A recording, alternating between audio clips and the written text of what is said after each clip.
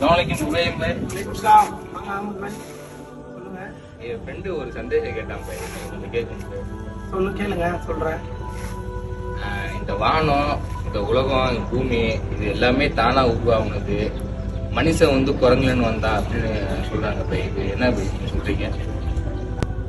போன வாரம் நல்ல மழை பை. நான் அப்போ வந்து ஒரு ஆத்துக்கு அந்த கரையில மாட்டிக்கிட்டேன்.